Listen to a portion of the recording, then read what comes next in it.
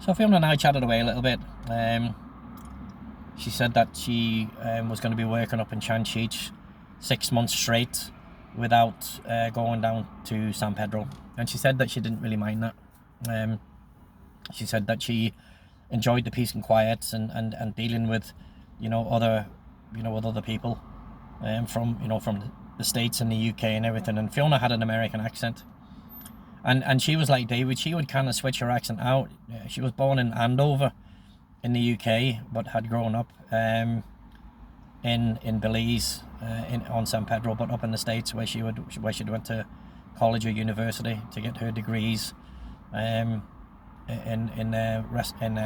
hotel management and stuff like that.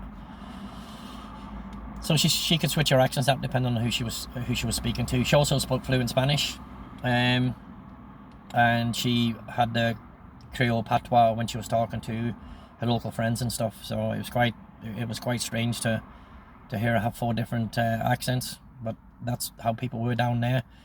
And we just chit-chatted away.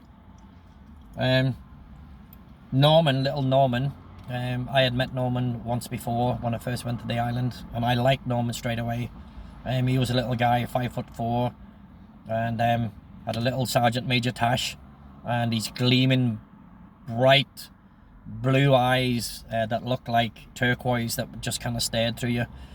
And Norman had seen some shit as a tunnel rat in Vietnam and was highly decorated. I understand he never bragged about anything.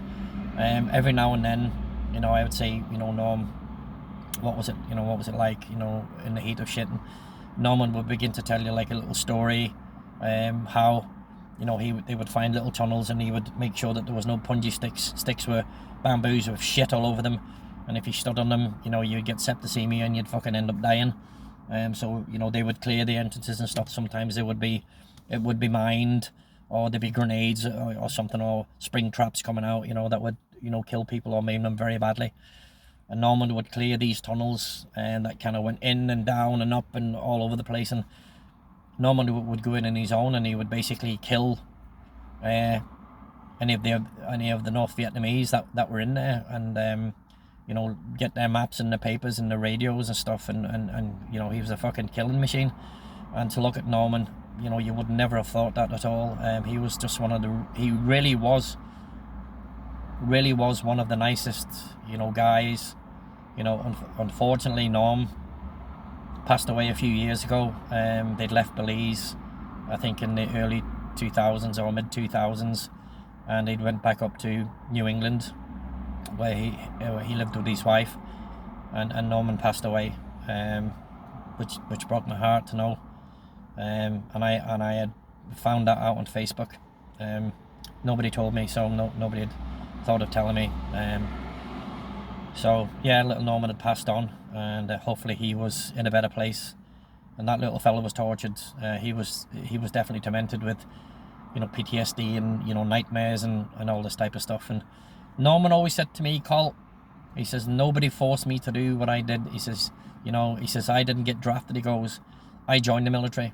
He says, I was proud to serve my country. He says, and I joined, I joined when I was in college, or just out of college, you know what I mean? And he says, nobody drafted me. And he says, that's one thing that he could say. He didn't have to be forced to do anything, and it was his choice to go to Vietnam. He volunteered for Vietnam as well. And I think Norman had done 4 tours in Vietnam in some of the shittiest places. And that's where him and Tom met. And then I think Norman had introduced Tom to Josie, his sister, and things. And they were just tight. All 3 of them was tight as anything. Inseparable in many, many ways. And Norman had passed, and that was a crying shame, because that little guy was a walking history book. And he was very close to Fiona, so he had started asking Fiona about me. Norman obviously was vetting me to see if Fiona and I were going to date at some point, if I was good enough for her. And that's just how he was. And he just wanted to make sure that whoever she was with was going to treat her good and take care of her. And she just had basically told Norman what she knew about me from what David had said. And Norman says that he told Fiona that he had met me, and that you know, he thought I was a pretty decent guy, and no bullshit kind of guy, no frills, no fancy words, you know what I mean, and basically did what it said on the tin. And Norman said he appreciated that. He said he just appreciated somebody with no nonsense. And Norman had heard the stories about me and Gutsy and Patoho and all this type of stuff, and Norman didn't particularly like those guys, so Norman knew that, you know, I was able to hold my own, and you know, that he knew that if, you know, me and Fiona did start going out at some point, that, you know, I'd be able to take care of her, and that's all he was, you know, concerned about. Apparently Tom and Josie had asked about me as well. Josie had her reservations, because they were also friends with Taff and Cal and Amanda, and because I didn't really like Taff or Cal or Amanda, you know, I didn't toe the line or kowtow to Taff's fucking orders. That, you know, she was, you know, saying to Fiona, you know, I know you're old enough, but you need to be careful with this, you know, type of stuff, and, you know, these type of guys and that. And, you know, Fiona, you know, she agreed basically. So she told me the truth about what everybody was asking, what everybody was saying, and I just says, well, you know, why are they asking if you and I are dating? I says, why are they asking this stuff? And Fiona just says, well, you know, I'd like us to hang out and spend time and date. And she just said it straight out. And I was 32 at this time. You know, I'd went through 2 birthdays in San Pedro. My 31st birthday and my 32nd birthday, which were in June, on the 3rd of June. And I just kept it quiet. I didn't tell anybody.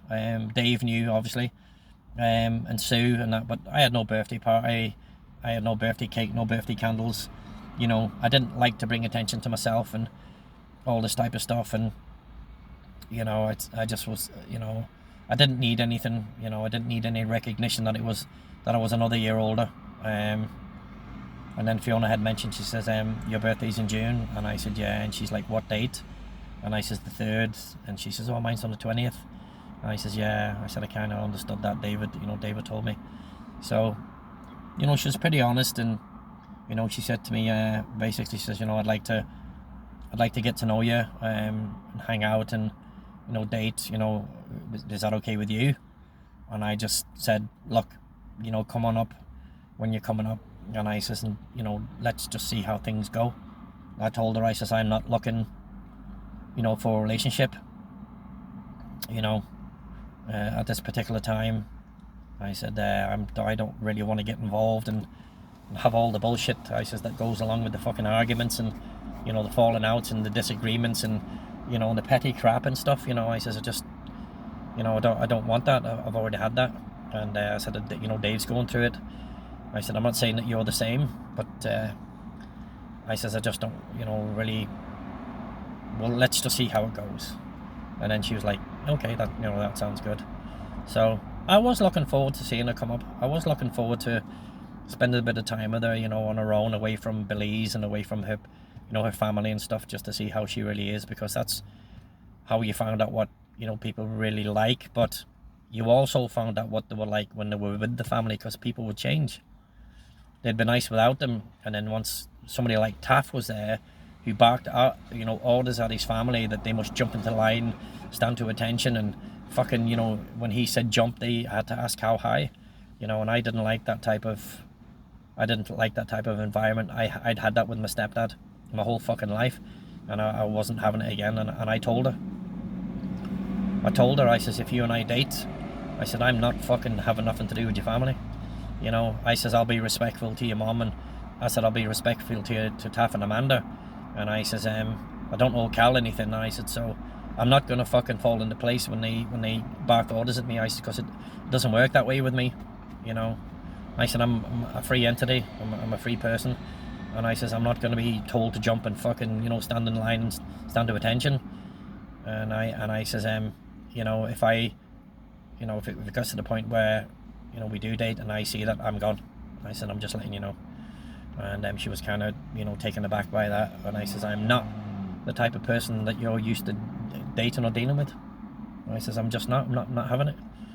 And I says, you know, the only person I take advice from, I said, is David. And I says, and that's just how my life is going to be. And I says, no, we can try and find a happy medium that we fit together a little bit, but that's just how it is.